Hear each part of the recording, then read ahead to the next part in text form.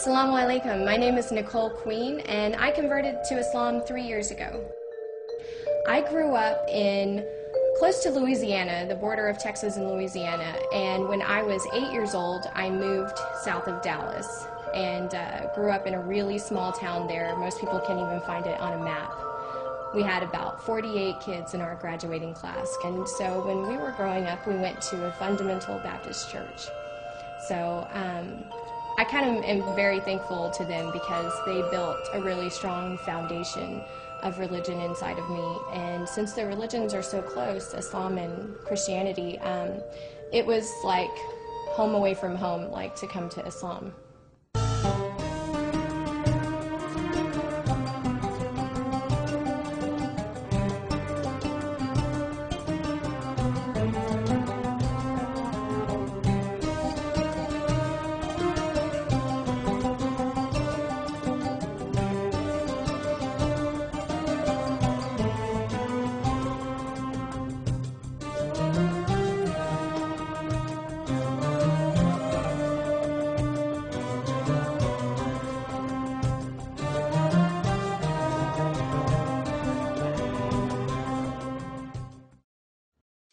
Nicole Queen and her husband Hassan live busy lives, working in the heart of Dallas, Texas, the largest non-coastal city in the United States.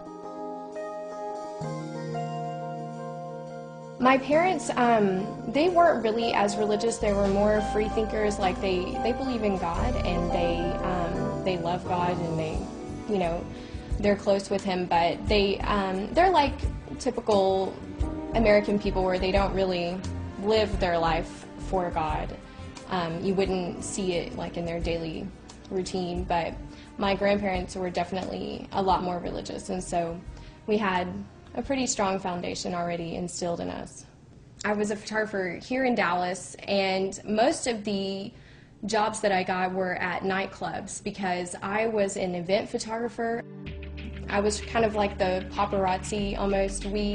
We had to take all the pictures that showed up in the magazines that kind of told you who was in this party and who was in that party as far as celebrities or athletes or any famous people that were in town. You can imagine like it was a really crazy lifestyle. Constant having to be at a party. Everything you did was at nighttime. You usually slept most of the day. And really not a peaceful lifestyle at all. Because I had still a little bit of that urge for God in me from growing up like as a Baptist, I felt a lot of emptiness like living that kind of life. It was like daily you are surrounded by people that are greedy, I guess I would say. They are definitely kind of wound up in themselves, and I was always talking to my friends like, I want some peace, like I want to feel like I have a better purpose, that this isn't it. I'm just around a party all the time. Life's a big party. And I definitely didn't feel like life was a big party. So they would always tell me, you have an awesome life. People want to be like you. You get to go to things that people have never been to, and you get to be around all these producers and publishers and everything. But when you're around that all the time, it's kind of scary. You look at people and you think, nobody cares about anything. Nobody cares about anything important. They don't even really know what's going on outside of their little bubble that they live in. I used to kind of try to read my Bible. I would try to do a little soul searching and figure out like what is it that I'm looking for. And I would have nightmares at night, just where I'm just searching for something and it's like I can't find it and I'm always running towards something.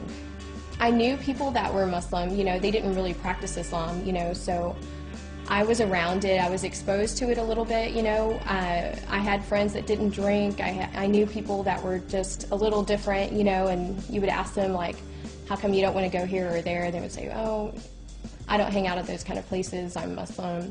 And one night after a photo shoot, I was going to meet up with my friends, and I also met who's now my husband, Hassan, and he was kind of going through the same soul searching too.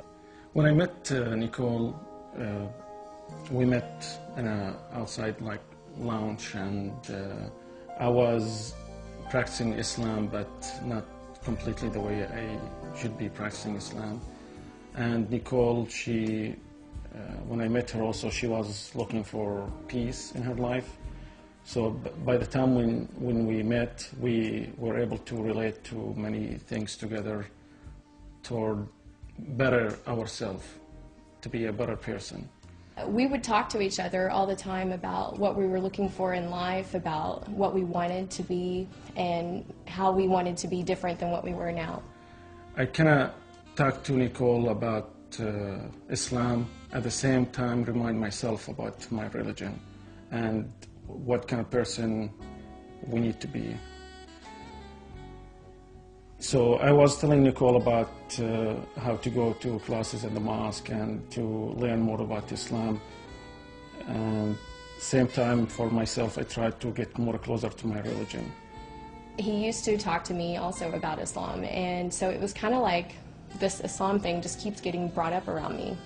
And the people who had the most discipline in their life and they had the most purpose in their life seemed to be these people. You know, they seemed to kind of stand out amongst everyone else as, you're all drinking, you're all partying, you're all dressing this way, but not us. And the more that I started learning about it, the more addicted I became to it. I started watching things on YouTube about Islam, videos from Yusuf Estes, you know, who is a convert to Islam, and I would sit up all night. Definitely Nicole, she get me closer to my religion. Watching her going through these changes and for me not doing what I'm supposed to do, yeah, of course, she encouraged me to become a good Muslim. And the more that I learned about the foundation of this religion, and the more that I was like, this is written for me. This is what I need. I need something strong, and I need someone to tell me, you have to stop living your life this way. If you want to have more purpose, here it is. When I started converting to Islam, it was a long transition. It seemed like a roller coaster at the time. It seemed like everything was happening all at once, and it was like a big blur. But now when I look back, I can see I made a pretty good transition. I took my steps, you know. The first step was, I need to know what's going on with this faith. I need to know the foundations and the pillars and the basic belief system, and I needed to make sure that it was something that I could actually believe in. I was excited when I see her very interested to learn about Islam, and she want to be changing her life to a better life. I get really excited, and I try, you know, I give her the Quran to read it. When I started to read about their religion, the transition of my life happened without me even realizing it. You know, I started to change the way I thought about other people and the way I thought about the world. So the way it affected my life was huge. Sometimes we didn't talk for a couple of weeks or a month. I mean, and then I found out she's still doing all these things and learning about Islam, and to the point where she wanted to go to Islamic country, and she want to go and learn from the Muslim people, not just in books. And I wanted to go and see what it's like in a Muslim country, really bad. I just had this urge to see what is it like to be around a bunch of Muslims, to be in a place where Muslim is the nation's religion. So I told her, of course, you can go to Jordan, and I made it just available for her to go there and spend a month with my family. He called his mom actually right away, and she said, please come. I mean, they were so happy to have me come and visit, and I went by myself. And I took a bunch of clothes that are typical for a hijabi girl to wear. And at the time, I thought of hijab as something that you have to earn. Like, you have to study Islam for a long period of time before you can wear the hijab. Like, that's what I thought. I thought, I'm never going to get to that point. It's going to take me a long time to ever be like those women, you know. I thought it was like a rite of passage. And so I went there with some scarves and some long skirts and hijab-style clothing because I thought, okay, it's a Muslim country and everyone's going to be dressed like this, so I don't want to, you know, insult anybody. And when I went there, I saw 40% of the country doesn't cover. They don't wear hijab. I wanted to show respect to the family that was hosting me, and the women in the family wore the hijab. Well, most of them wore it, and so I thought, well, I'll wear it when we go around town, and when we go out of the house, I'll put hijab on, so that I kind of blend in and don't draw extra American attention to myself when we're in this country. And so I started wearing it while I was there, and I would just wear it every day, and I was there for a month. And it got to where I was excited to put it on, because it was new, and whenever I put it on, I got so many compliments. Like, so many people would say, mashallah, you look beautiful, you look nice in the hijab, it looks better than you do without it. And I would think, oh my gosh, I didn't look good all those years. So I would just keep wearing it every day. And when it was time to come back to Dallas, I was really nervous because I didn't think I'd be able to take it off. And I was like, what am I going to do when I get home? I want to keep wearing this, but I haven't told anybody because I didn't decide to wear it when I left to go to Jordan. And when she came back wearing the hijab, I was happy, but I didn't tell her that. So I came back and I told my friends and I told Hassan, I don't think I can take off this hijab.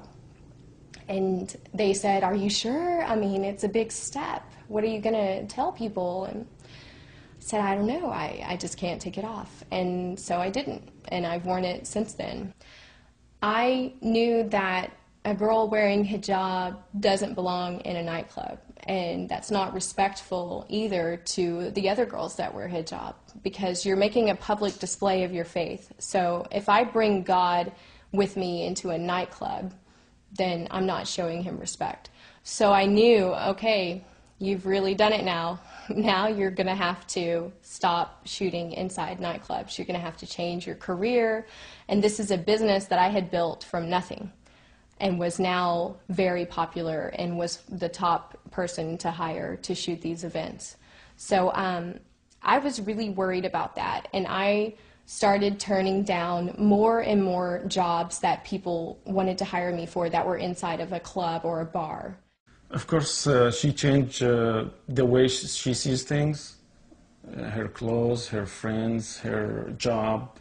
I went back to what I loved, and I said, I'm going to do what I was born to do, and I'm a photographer. I've been a photographer since school. I mean, this is what I've always done, and this is what I did when I was a kid. So I made a new portfolio. I just started from the ground up. I had done it before, so I was like, I can do this again.